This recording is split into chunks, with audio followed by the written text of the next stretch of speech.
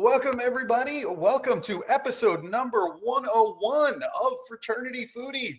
I am your host, Mike Gillan, CEO of Greek University. We call these episodes Fraternity Foodie because there is nothing like great food to bring people together.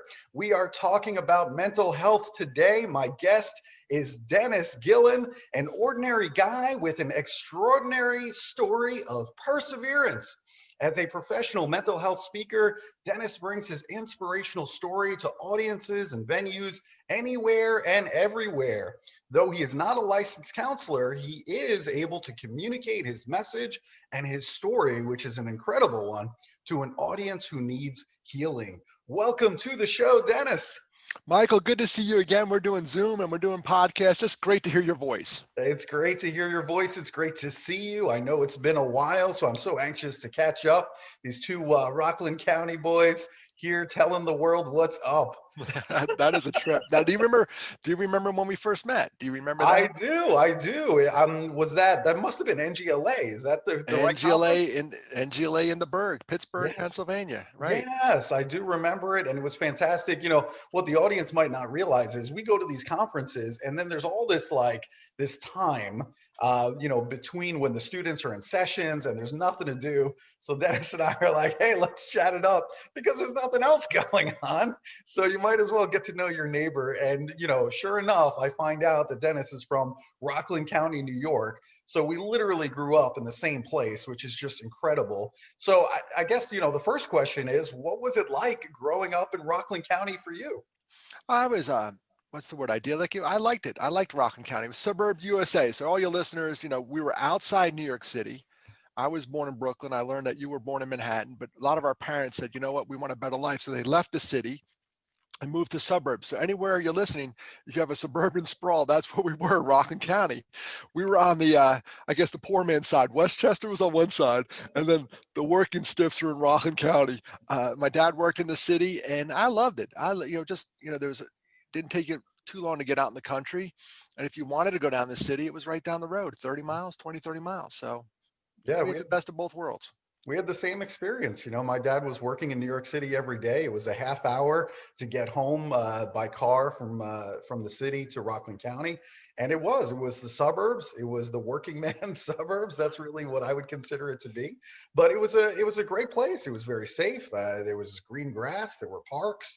There was all kinds of things, and people would ride their bikes. So I would be out riding my bikes with my friends in town, and it was just a wonderful place to grow up. It really was. When I tell people that I'm from Rockland County, New York, close to New York City, in their mind they think all these skyscrapers, and I'm like, no, it's not what it looked like, I promise you. Any town USA, if you're out there listening, you live in a suburb, that's pretty much Rockland. But That's what you're it right, was. a great place to grow up. I walked to school for 8 years. That was awesome. Yeah, And very bike cool. riding, just, it was okay. It was Yeah, it okay. was. So now I'm a little bit confused because I know you attended West Virginia University. So how did you go from New York to West Virginia University? Why West Virginia? That's interesting. I was always a country boy. We talked about the city. I never liked New York City. I was always getting dragged down to the city by my parents to go visit family in Brooklyn. I never liked that. I'd be out in the yard and go, hey, get in the car. We're going to the city. Like, so I grew up not liking it. And my dad knew some alumni that went to WVU, and it was cost effective at the time. It was cheaper than even the state universities in New York. So he said, come with me. And we took a trip out there, and I liked it. All the people you speak to in the colleges you go to, the kids just feel it. And I've done tours with my sons. They just feel it. It's a gut feeling. I went out there, I'm like, all right, I like this. It's a mix. It was like a suburban sprawl. Morgantown was a college town, and that's it. And I liked it. So he knew some alumni. He kind of coached me to go that direction. And at 17 years old, I said, sure, Pop. And off I went. There you go. All right. Makes total sense to me. My dad was just looking for a place that was cheap. So he starts looking at places within New York State, thinking that he can save some money. And, University of Buffalo had a good business program. I was looking to go to school for accounting. And so he just said, that's where you're going to go to school because it's cheap. So for him, I think it was all about the finances. And I did get to go a little bit further away from Rockland County. So 8 hours away was far enough where I could come home if I wanted to the same day, but my parents weren't just going to be in the neighborhood. You know what I mean? Exactly. They weren't on the way to go get a quart of milk and let's see how little Michael's doing. That's No, right. that's not happening. That's not happening. Not in Buffalo, no. So, all right. So you joined Phi Sigma Kappa Fraternity at WVU. So, what was special about this particular chapter? Very similar to the picking of school. It was a gut feel, and a lot of guys on my freshman floor. I lived in a hall and called Dadisman Hall, and a lot of guys on my freshman floor ended up going before me. They pledged, and they would come back, and you run in these circles. Hey, you ought to think about it. You ought to think about it. And that chapter, and you know this from working with Greek life, chapters go up and down, and they were on the way up. They had a rough go of it, late 70s. They had a rough go of it. They came in, cleaned house, and they had a really good group of guys, and they're building this thing. I said, I want to be part of that. So we jumped in, and to this day, still some great friends. You know this from the Greek experience, but Phi Sigma Kappa was a gut feel. Friends were there, and it really wasn't any other choice after that. We went and rushed, and I said, this is good, and it's still good. We pick one football game a year. Gosh darn it, Corona, go home. We pick one game a year, and seriously, like 40 to 50 guys show up for that one game. So I just have to mark that one game on my calendar. About a week before I start emptying the dishwasher for no apparent reason, trying to butter up my wife like I'm leaving this weekend, and it's great. I see all those guys, get to see them and hang out, and stay in touch to this day. There's still there's a thread on my phone right now with a bunch of guys from that era. And my era was 1981, 85. And there's an email chain that still goes around. And I so miss this year. I really look forward to this. This is the pandemic. I miss that tailgate. I miss seeing everybody. I miss going back going, hey, guys come out of the woodwork for that one game. And 2020, go home. I miss that this year. We didn't do it. Yeah, we have similar experiences for sure. Our alumni, we also get together for one game. We usually do a Saturday game for college football at the University of Buffalo, and then we'll do a Sunday game for the Buffalo Bills in the NFL. And I mean, it's just, talk about great tailgating. I mean, it's just a scene you can imagine. That's a marathon right there. Yeah. Yeah, I love it. You got college and pro. Yeah. Awesome. College and pro. That's how we do it. And it's like an all weekend event. We just have so much fun. All right. So let's get into your story a little bit. In your junior year of college, you got the phone call. Your older brother, Mark, was dead from a suicide. How did that impact you? How did you handle that? That was brutal. And every college person can relate to this. I had a week where I had a test in every subject. And I remember I was studying. It was a Wednesday and the phone rang. It was my sister Janice. And she said, you got to come home. I'm like, 8 hours away. I was like, Janice, I'm exactly where I need to be. And she goes, no, you need to come home. So I go home. We all know what happened. Mark died by suicide. He battled depression for years and the disease state won. Mhm. And thank you for not saying the word commit. We try to get away from that. You said he died by suicide. He was dead by suicide. Thank you, Michael. So I go home and then I come back to school. Drinking age is 18. I'm 20. I didn't handle it very well. Um, and most people out there, sometimes you find positive coping skills and negative coping skills. I gravitated towards the negative coping skills. I was drinking a lot, doing whatever I could to numb the pain. If you swallow your problem, your stomach keeps score, and I just was not doing well. My junior year and my senior year, I drank a lot. Um, I got out of there, believe it or not, 4 years, and I had one summer session. Now the kids add that extra semester. They call it a victory lap. I didn't get that, the 4.5 years, but I did 4 years and 8 weeks, and I got out of there. And I couldn't wait to get out of there. It kind of tainted my college experience a little bit. I just wanted out of there. I just needed out of there. Mhm. But I didn't handle it very well at all, Michael. Not good at all. Mhm. So and then 11 years later, your phone rings again. This time it's your younger brother, Matthew, and he decided to follow Mark and also died by suicide. So that must have been absolutely devastating for you. You must have been in a very, very dark place at that moment. Awful, awful. Because you thought I recovered from Mark. I thought Mhm. Mhm. 11 years down the road, a decade and a year later, I'm in Carlisle, Pennsylvania, and I'm working a pretty darn good job. I got a job with Merck Pharmaceuticals, great company. I'm a drug rep, as they say. Got a great territory, wife, house. Everything seems to be grooving. And Again, Janice calls, and to this day, when she calls me, my heart skips a beat. Poor girl. Yep. There was 5 of us. Now there's 4 of us, Gillans, and then Janice calls and said Matthew died by suicide, and that knocked me down hard. And you talk about a dark place. I went dark pretty good on that one. It's just different when it's a younger brother. So Mhm. Michael, I had weeks where I barely got out of bed. I went home to Rockland, did the funeral, drove back, and it was awful. It was awful. My ex-wife at the time, she would tell me, like, just get out of bed by noon. She'd leave and go to work. Say, if you get out of bed by noon, that's a victory. And Mhm. that's how I measured it. If my feet touched the carpet by, noon, I was doing good that day. I didn't want to go anywhere. Thank God my employer was patient with me.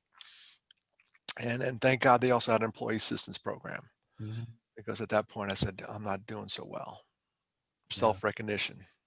Wow. And then you're asked to speak about all of this in 2010, which was the first time you had ever done so publicly. And it was 5 minutes at a fundraiser. Talk to us about how that particular event went. Oh, that was horrible. I'm a professional speaker now, and you think about your first gigs.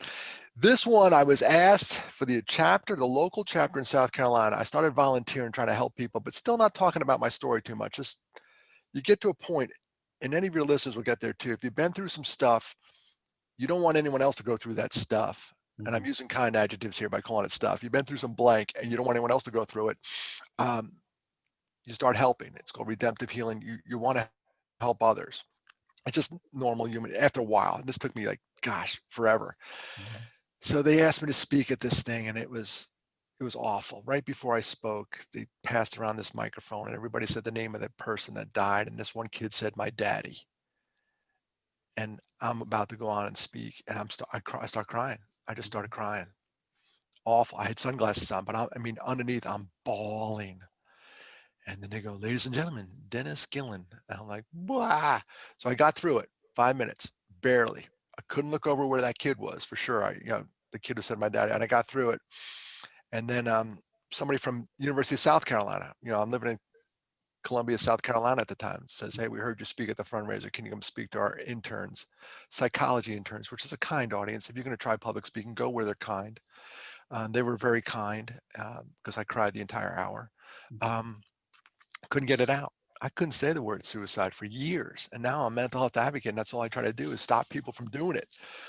It's not a good option. So I'm out there preaching, but for years I couldn't even say the S word, and the S word is suicide. I just couldn't say it. They said, "Hey, Dennis, well, how'd your brother die?" I'd say, and I just pause, and I couldn't say it, and I'd say it, and then I'd start crying, or I'd walk away. Mhm. Wow, that's just incredible that now you're out there talking about it all the time, right? So it's obviously possible and I'm sure healing in a certain way. What are the warning signs of mental distress? We have a lot of listeners that are fraternity brothers, sorority sisters. We have all kinds of administrators that listen, and so they see lots of students on campus. What are those warning signs that our listeners should be aware of? Oh, Michael, you make a great point too. Greek life, I think, is really set up to be a good support structure, Mhm. because you're in touch with people, and some of the warning signs, looking back, are somewhat obvious, but it's withdrawal, isolation. They start pulling away. So if you have chapter meetings and maybe your brother, sister stops coming, Mhm. I need that chapter to go after them. We had a lot of guys at Phi Sigma Kappa in West Virginia that lived off campus. If they stopped showing up, we needed to go touch them. Mhm. So isolation, pulling away, withdrawal. Think about all the stuff we do when we're not feeling that good. We pull away, we withdraw. We don't want to be around anybody. And someone, "Hey, you want to go out?" "I don't feel like going out." So you do that stuff. Behavior. For me right now, if something's going on in my mind, I don't sleep well. Mhm. Increased use of alcohol and drugs. Hello, fraternity members. If somebody's hurting, you'll know it.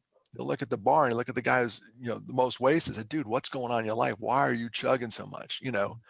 And I did that. After Mark, I'm not pointing any fingers. I know that when you point a finger, what's the old saying? 3 of them are pointing back at you.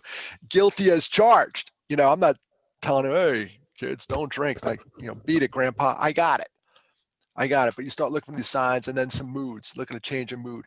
And Michael, all this stuff, this is why I love Greek life. You'll see it. You'll be close enough in the proximity of somebody. Sometimes you just got to go with your gut. I saw some neuroscientist speak, and he said we had three brains, one in our head, obviously, one in our heart, based on nerve endings, and one in our gut. Nerve endings, that's where the big three centers are. Sometimes you got to go with your gut. If you feel something's wrong, you got to say it. Yeah. When I speak around the country, it's at college back in the good old days before Corona. After the talks, people come up to me and they relay a story of a brother or a sister that they were worried about or something. So my biggest coaching is say something, Yeah. step in, Yeah. step in before they step out, get in there. That's great advice. And that's another reason why I'm a huge champion of Greek life, is because ultimately I think fraternity houses, sorority houses, these should be the safest places on a college campus. You have eyes and ears on everybody in the chapter. So if you see somebody who hasn't gone to class in a week and he hasn't come out of his room, you better be knocking on that door and saying, what is going on? You haven't left your room in a week. Something is happening. But if you're, a quote unquote independent, you're just on campus, a large school like the University of Buffalo, where I went with 30,000 students, you just kind of get lost in the shuffle, And so I guess that's one of the reasons why I like Greek life, is that there are lots of people around you that can step in when it's needed. And if you're going to school 8 hours away from Rockland County, then, you have that support group. I think that's important. Oh my gosh, you nailed it. That's why I'm a huge fan of Greek life. And for years, I stepped away from Greek life. Mhm. I was doing my own thing, Matt. I was isolating myself. And I recently came back as a regional advisor and all this other. I'm back because it's a wonderful bundle. And it's based on this old, what is it, Kenyan wives' tale. I read it somewhere. A stick alone can be broken by a child, but a stick in a bundle cannot be broken. That's right. Greek life is a great bundle. It's Yeah. a great bundle. Yeah. You're right. If you're a, what do we used to call them, GDI, if you're independent on campus somewhere, you Yeah. can go hide. Nobody finds you. Right. Maybe a professor has, like, you're not marked down for 8 absences, but you're in a fraternity house. You haven't come out of your room, and you come out, you look like 10 pounds of crap in a 5-pound bag. We got an issue here, bro. Yeah. We got an issue. Yeah. But that's it. A stick alone can be Man, broken I, by a I love child. that metaphor of the stick. I've never heard that one, but I got to remember that, because Oh, you're right. I mean, I think there's a huge advantage to that. And man, oh man, that's so true. Hmm, I a love it. great, great bundle, Greek life. Great bundle. Yeah, I really like that. So, talk to us about QPR. That's something that I know that you talk about to college students on college campuses. How can that save lives, and what is it? QPR it's an acronym for question, persuade, refer. And it's like layman's training, like, when we have CPR, if someone is having a heart attack, I can do CPR. It doesn't make me a cardiologist. I can do QPR. Doesn't make me a psychologist. I was an accounting major, Okay. but I can keep them alive until the pros get around, Mm, come around. Like CPR, you're doing it, waiting for the ambulance. QPR, you're trying to keep this person around until the pros arrive. And mhm, question, persuade, and refer. And the refer part, every kid on college campus should know where their mental health, what they call the CAPS, Counseling and Psychological Service building is. On mhm. most campuses, you refer, you walk over there with a brother, you walk over there with a sister. It's a program, an off-the-shelf program developed by Dr. Paul Gwinnett at a University, state of Washington. Just a wonderful training, hour and 15 minutes of how to identify somebody in need and then talk to them properly and then eventually get them in to help. Question, persuade, and refer. It's exactly what it says, but it's like CPR for the mind. Yeah, I love that. I think that's absolutely perfect. I know, mental health first aid is another one, but QPR sounds, along those same lines, and those are fantastic things that any student can go out and get. You don't have to be, some kind of licensed counselor. I mean, anybody can do this, right? Anybody, what it is, what it's the peer-to-peer part. There's Yeah, not enough licensed counselors. God right. bless them. If you're a counselor and listen to this, God bless you. We need more of you, but there's not enough of them. Hmm. So if I wanted to go get an appointment with my psychiatrist right now, it's like 8 weeks out. If I'm in a Yeah, crisis, like, hey, bro, help me out here. right. It's that bad. There's a shortage. But peer to peer, we will recognize stuff long before somebody has a therapy appointment. You'll see Yeah. something. So that's why QPR is a good one. You meant mental health first aid is a great one. That's an 8-hour class. This Hmm. assist, which is 2 days. There's safe talk. All these trainings that I recently got trained on, are good. Yeah. Give me an executive counsel. I can train you in an hour and a half how to say the word suicide. Let's go. you Yeah, know. that's so important. I mean, I think that is the answer because I've really been struggling with that. I'll go out and I'll speak about hazing prevention or sexual assault prevention, whatever I'm talking about. But the conversation always seems to go back to mental health because I'll get off the stage and then somebody will come up to me and say, "Hey, Mike, I noticed that somebody in my chapter is struggling, but it takes us 8 weeks to get an appointment with a licensed counselor on campus at the CAP Center, and they don't have enough people to see all of the students and meet all the demand, especially now with the pandemic. It's even worse, with all the isolation that's going on. And we need a solution. I mean, I understand that there's a budget on a college campus and we can't have 100 counselors in the CAP Center, right, because of budget constraints, but we have to address the need somehow. And I'm thinking that this QPR, mental health first aid, we just need to get the students trained so that way we can have them as our workforce, so to speak, on a college campus to see and be able to deal with this and just be able to wait around until we can get them to a professional. You are spot on. The peer-to-peer access, we see these folks day in, day out. Right. If I have a counselor appointments, maybe it's once a month, once a week. If I'm really bad, they Yeah. only see that. And I could fake my way through that. I Hmm. can't fake my way through a day-to-day in the house, showing up, full beard, no messy hair, dude, what's up? Right. Come on, bro. You stink on ice. Let's go. So you're right. That peer-to-peer, you nailed it. There's not enough professionals, and everywhere I speak and you speak to, every college you go to, Hmm. and I'm not singling out any college whatsoever, there's a shortage of CAPS professionals. That's coast to coast. It's no Yep. university. It's every kid will say it. So you got to, one, if you need, you need mental health, first thing this semester, you get your appointment set up. You Mhm. get them set up. If good luck during midterms and finals. They're tapped. So you just got to be proactive. You got to be your own advocate too. Yeah.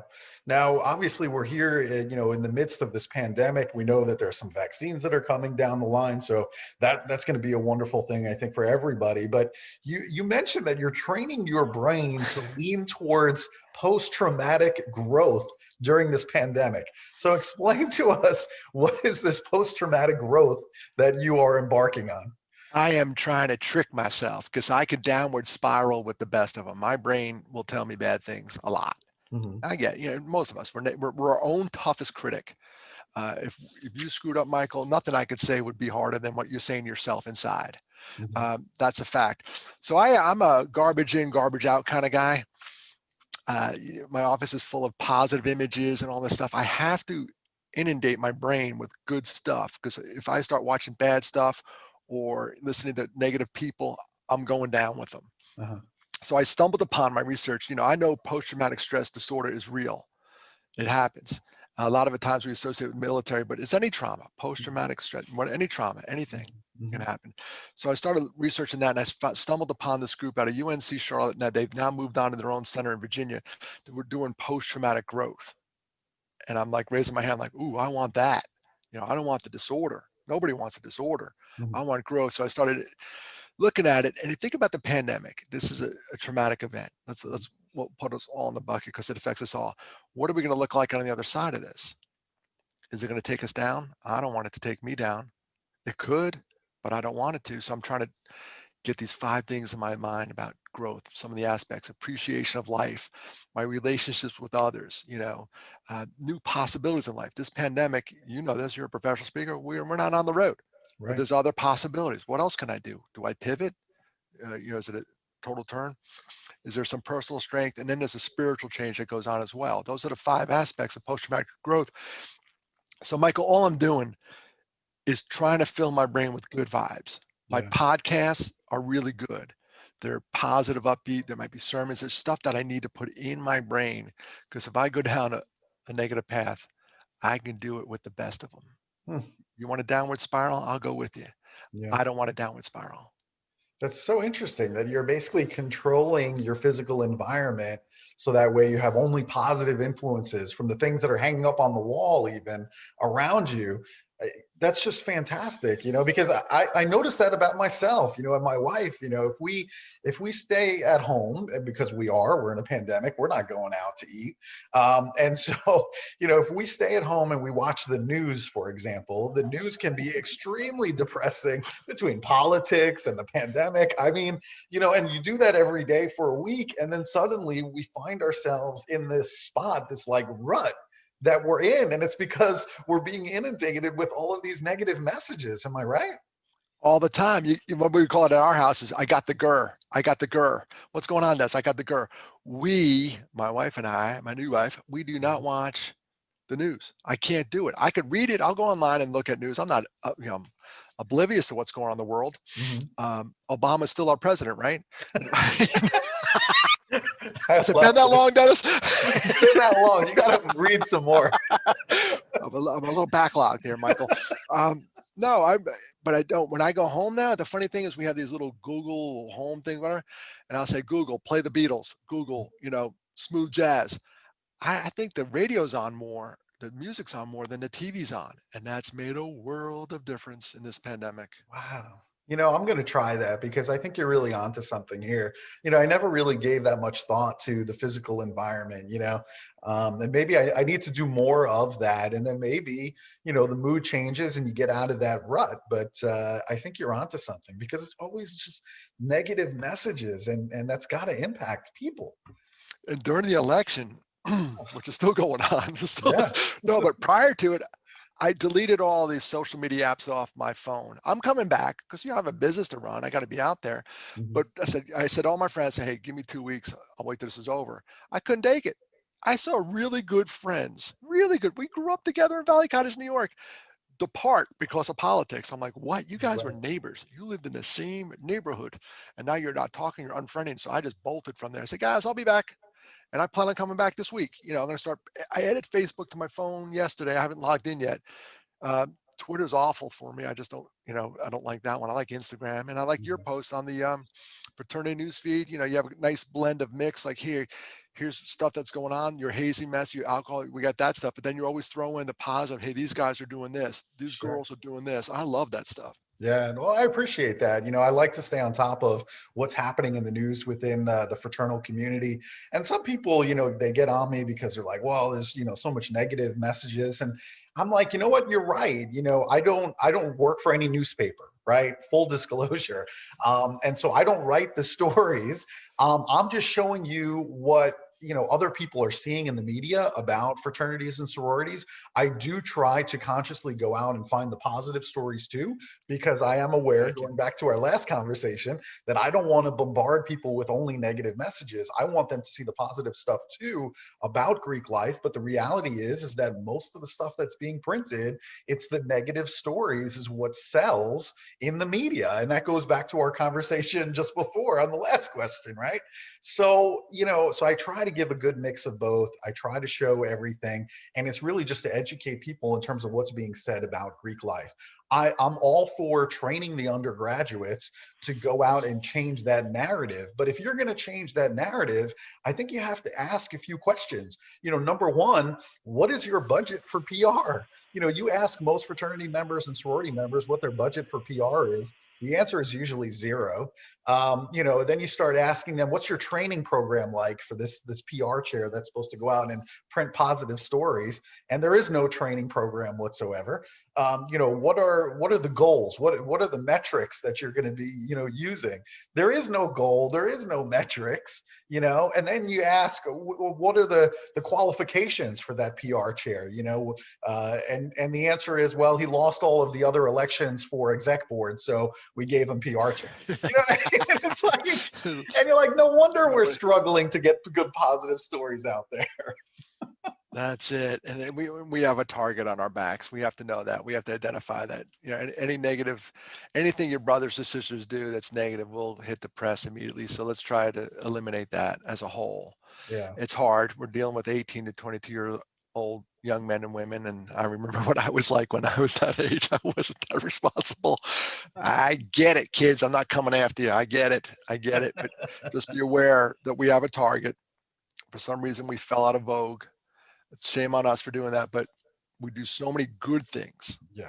in Greek life, the leadership development, these lifelong friendships. At 57, I can call up any brother right now and say, dude, I'm struggling. Boom, they're there. Mhm. Launching a foundation for my speaking business called Half a Sorrow. Guess who's on my board? Fraternity brothers, Of like, course. and they're busting my onions. I thought it'd be cool if I picked my friends, I could just do whatever I want. They are stretching me so thin. Do this, do that. It's awesome. They're really pushing me. Listen, we're not going to put our name on this if it sucks. Mhm. So it's really good. So lifelong friendships, lifelong commitment. Just while you're there in those 4 years, if you could just behave. Now I'm speaking to every advisor, every Greek life uh, volunteers, as if you guys just fly straight, Yeah, and hopefully you get what we got out of it, which is absolutely. unbelievable. It really is unbelievable. Yeah, it It's is a definitely the strong best bundle. leadership. It's the best leadership experience on a college campus, period, end of story. But obviously, if you do things the wrong way, there could be disaster waiting ahead. So hopefully, all the men and women that are listening are, not only saying their creeds and their values out loud when they're up in front of the room at every chapter meeting, but actually doing it, right? But Uh, living it.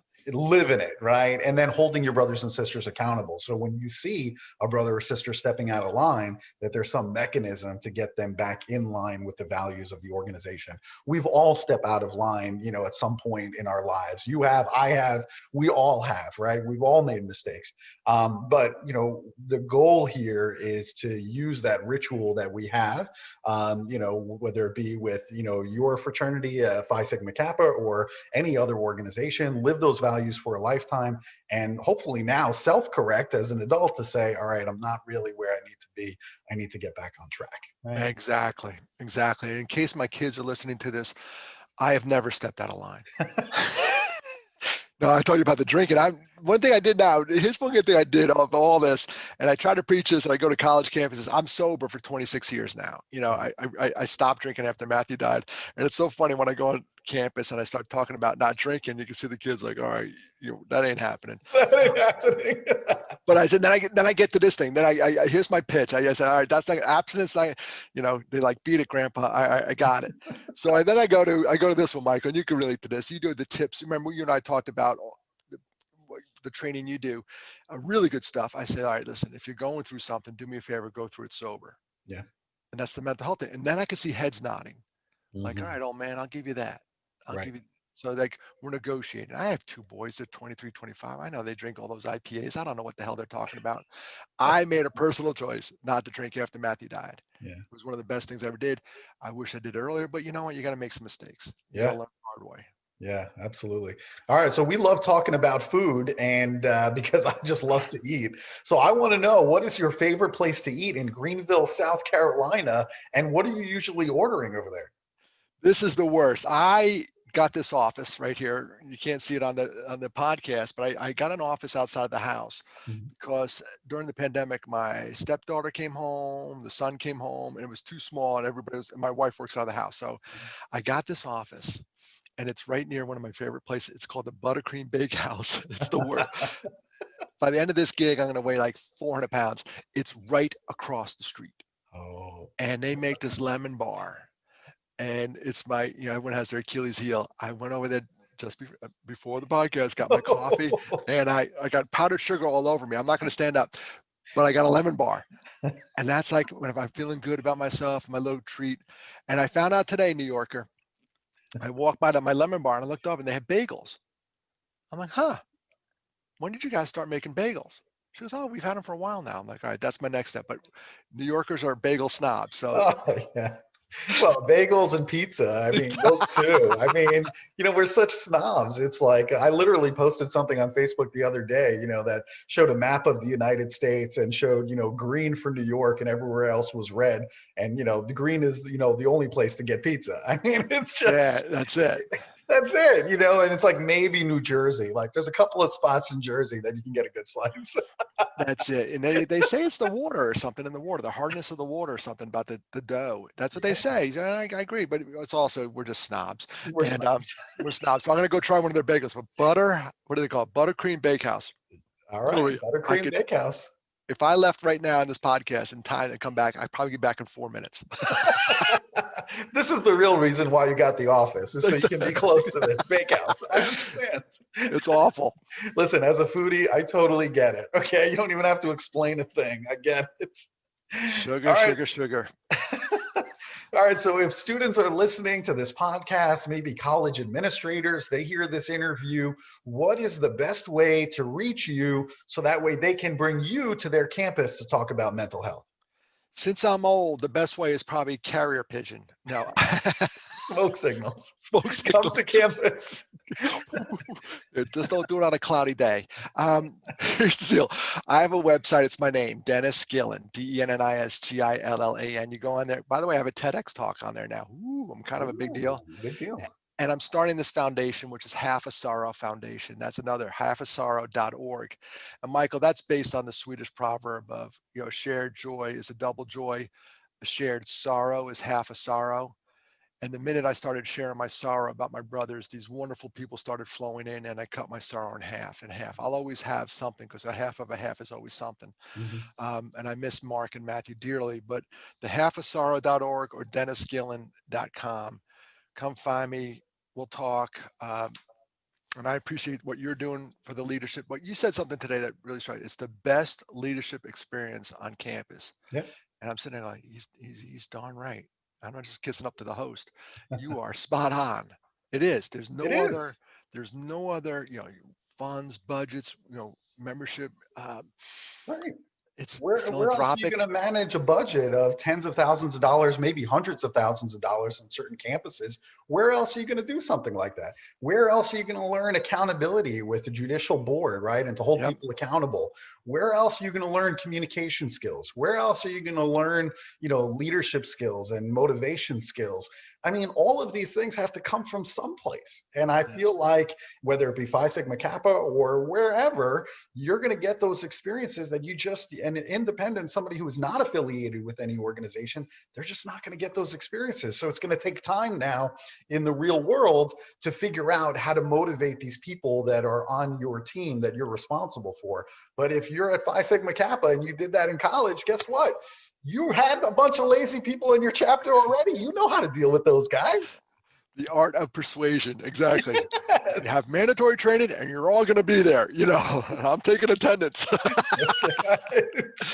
It's a funny thing. Half the time, this, when you go out and speak, half the time our talks are mandatory. We're touching, nobody's going to come to a suicide prevention top, hey, yeah, I'll sign me up for that, So the funny thing, University of Kentucky, I'm going to tell this funny story. It was just dudes. And I love talking just to guys, because 78% of all completed suicides are guys. Yeah. Michael, I'm holding the door.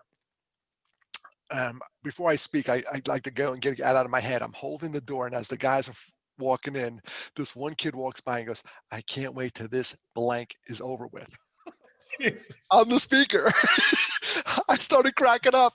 And I get it. I was there. I totally get it. Yeah. I totally used it in my talk too. That's how I introduced myself. I get it. I can't wait till this blank is over with. Ladies and gentlemen, Dennis Gillan. You're like, all right, my man is ready. Bring it. But that's the audience we all want in this stuff, though. Yeah. You want the guy that thinks he doesn't need it, and then one day he needs it. So all the stuff that you do and all the stuff I do, maybe it's not relevant now, but one day you go, oh, I heard a speaker. That's it. We're planting the seeds. That's all we're doing. So that way, when the time comes, they have the tools, they know what to do. It might not be today, but it might be a week from now, might be a month from now. And when that happens, we just want to plant the seeds so that way they know where to go from there. That's all. That's all we're doing. Be a good leader. Exactly. Right. All right. Well, listen, it has been just incredible to spend some time with you. I love catching up with you. My Rockland County boy is in the house. Dennis. High school rules. What are you, Nanuet? Listen, I was actually West Nyack, believe it or not. I was Clarkstown South. Clarkstown South. Yeah. Oh, you probably know some of my friends, the Griffins, Chris Griffin and those guys. Bunch of knuckleheads. I was right down the road, not that far, really. Clarkstown South.